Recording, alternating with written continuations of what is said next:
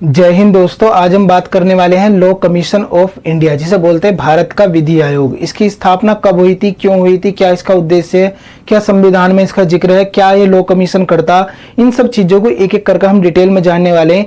ये मेरा दावा, अगर तुम इस वीडियो को पूरा देख लेते हो तो वीडियो को देखने के बाद किसी भी एग्जाम की अगर तुम तैयारी कर रहे हो ना, लगा के डी ग्रुप से यूपीएससी तक की, तो तुमसे कोई भी क्वेश्चन इसमें नहीं छूटने वाला, ये मेरा दावा। लेकिन बस एक शर्त है कि वीडियो को पूरा टकटकी लगा के देखना। तो दोस्तों लेक्चर की शुरुआत करते हैं। लॉ कमीशन ऑफ इंडिया, इसे बोला जाता है भारत का विधि आयोग। क्या बोलते हैं इसे? भारत का विधि आयोग। क्या संविधान में इसका जिक्र है? तो पूरा संविधान पढ़ जाओ तुम, संविधान में कहीं भी इसका जिक्र तुम्हें नहीं मिलने वाला। तो क्या हो गया ये? देखो, जिसका संविधान में जिक्र है, यानी कि संविधान के लिए, संविधान में जिसके बारे में कोई ना कोई आर्टिकल दिया हुआ, तो वो क्या है? संवैधानिक निकाय है, यानी कि संविधान में जिक्र है उसका। जिसका संविधान में जिक्र नहीं है वो क्या हो गया? गैर संवैधानिक। तो ये क्या है? एक गैर संवैधानिक है। तो दोस्तों गैर संवैधानिक है तो या तो इसे किसी कानून के द्वारा बनाया गया होगा, कोई कानून लाई होगी सरकार तब बनाया इसे, या क्या करा होगा? इसे किसी उद्घोषणा, यानी कि एक घोषणा कर देती सरकार, तब इसकी स्थापना करी गई होगी। तो देखो, इसके लिए कोई लॉ नहीं लाई सरकार, कोई कानून नहीं है, सरकार ने एक घोषणा करी और इसकी स्थापना कर दी। तो ये क्या हो गया? गैर सांविधिक निकाय हो गया, क्योंकि ना तो संविधान में जिक्र है, ना ही कोई इसके लिए कानून बनाया गया।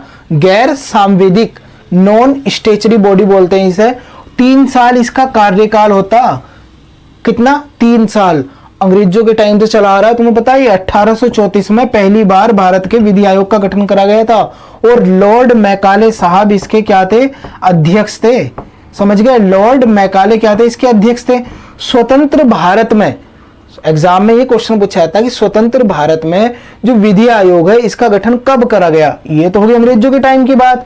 स्वतंत्र भारत में कब करा गया? जब अंग्रेज हमें छोड़कर चले गए। तो 1955 में, छोड़कर नहीं गए, हमने भगाया था उन्हें। 1955 में हमारे देश में पहले विधि आयोग का गठन करा गया था, और इसके अध्यक्ष कौन थे ये तुम बताओगे। थोड़ा सा हिंट दे रहा, भारत के जो अटॉर्नी जनरल थे पहले, भारत के पहले न्यायवादी जो थे वो इसके अध्यक्ष थे।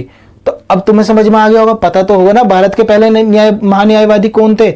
नहीं पता तो जाके आज ही सर्च करो, देखो, क्योंकि एग्जाम में इस तरीके के क्वेश्चन पूछे जाते हैं, और अगर ना है याद तो गंदी बात है। देखो, तो लिखना जरूर कमेंट बॉक्स में इसका आंसर।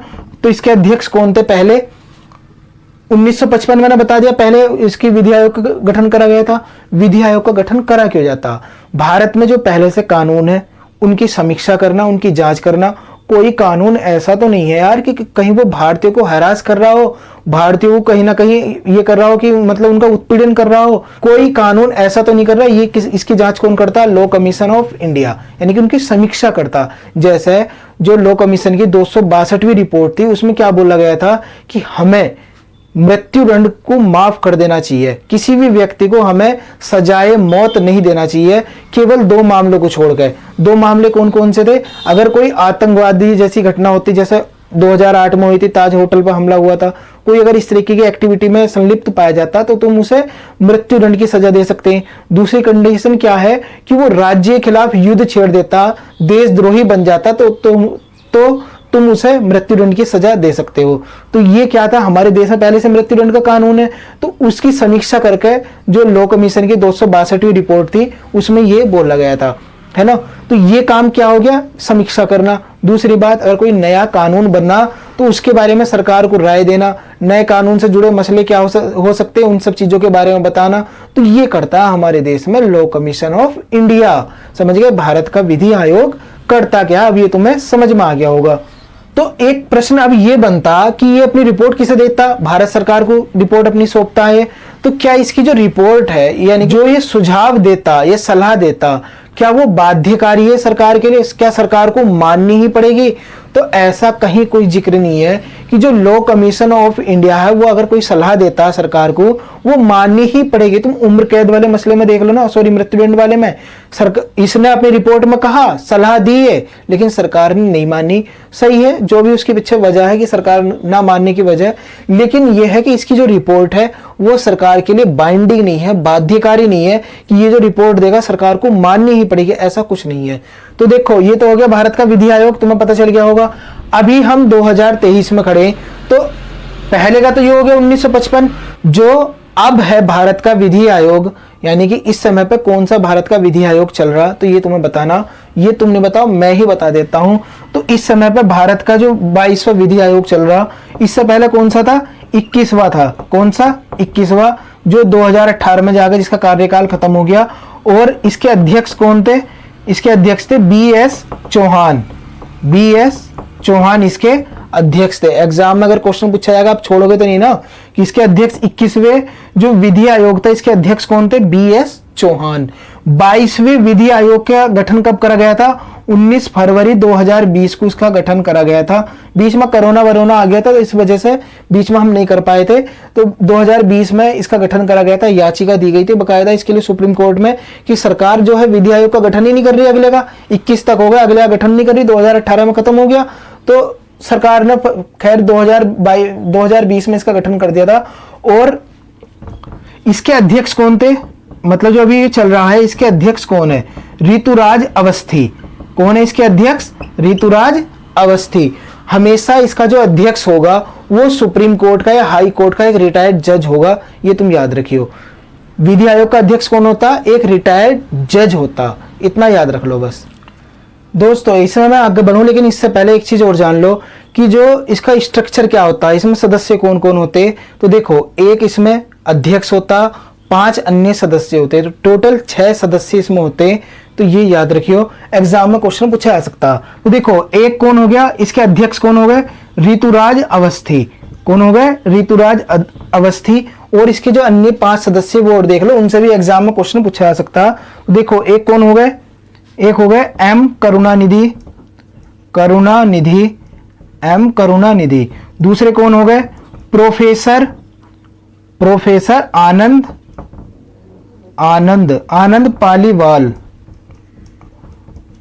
पालीवाल।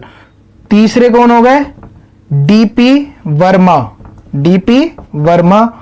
चौथे कौन हो गए, राका आर्य। और जो 5वें इसके सदस्य हैं वे हैं KT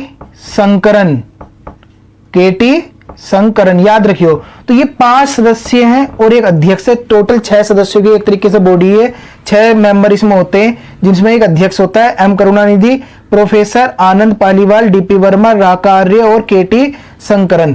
तो ये 22वें विधि आयोग में कितने सदस्य हो गए, टोटल 6 सदस्य ये हो गए। तो इनसे एग्जाम में क्या क्वेश्चन पूछा जा सकता है, तो 4 ऑप्शन देगा और उसमें से ये पूछ लेगा, तो बताइए निम्नलिखित में से कौन सा विधि आयोग का सदस्य है।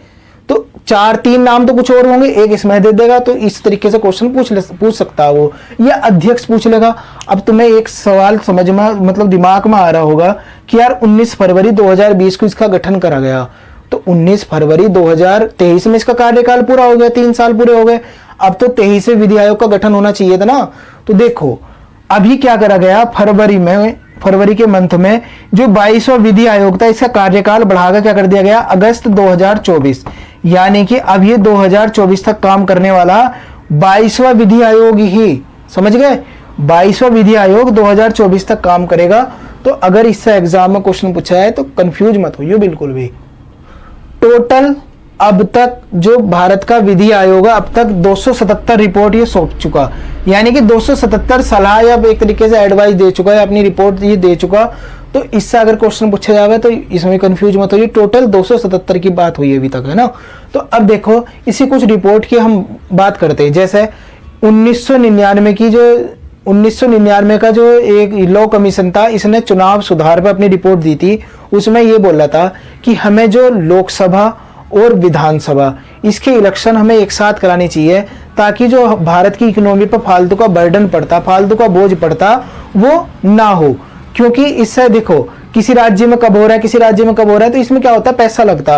अगर केंद्र और राज्य के इलेक्शन एक साथ हो जाए तो लोगों का भी टाइम बचेगा और पैसे भी बचेंगे। तो ये सलाह दी गई थी 1999 में चुनाव आयोग के लॉ कमीशन ऑफ इंडिया के द्वारा। तो मैंने क्या बोला, इसकी सलाह क्या है, बाध्यकारी नहीं है, सरकार की मर्जी, मान भी सकती है, नहीं भी मान सकती। और एक चीज और, ये किस मंत्रालय के अंडर में काम करता, तो भारत का विधि आयोग केंद्रीय कानून मंत्रालय के अंडर में काम करता। तो ये बताना अभी तुम्हें एक क्वेश्चन और, कि भारत के करंट में कानून मंत्री कौन है ना, केंद्रीय कानून मंत्री कौन है। देखो ये तो होगी 1999 की बात। जो 2018 में इसका कार्यकाल खत्म हुआ 21वां विधि आयोग, इसके द्वारा ये बोला गया था यूसीसी के मसले पे कि हमें यूसीसी अभी लागू नहीं करना चाहिए, क्योंकि ना तो इसकी जरूरत है और ना ही ये वांछनीय है। मतलब अभी इतना जरूरी नहीं कि हम सारा काम छोड़कर मतलब यूसीसी लागू करें, समान नागरिक संहिता लागू करें। लेकिन जो 22वां विधि आयोग है, इनके द्वारा ये बोला गया कि हमें जल्दी से जल्दी क्या करना चाहिए, यूसीसी यूनिफॉर्म सिविल कोड को लागू कर देना चाहिए। नहीं पता यूनिफॉर्म सिविल कोड लागू, कोई दिक्कत नहीं, वीडियो बना रखी जाकर देख सकते हो। तो इसे हमें लागू कर देना चाहिए जितनी जल्दी हो सके। लेकिन एक कंडीशन रखी इनके द्वारा कि इससे जुड़े जो मसले हैं पहले उन्हें सुलझा लो।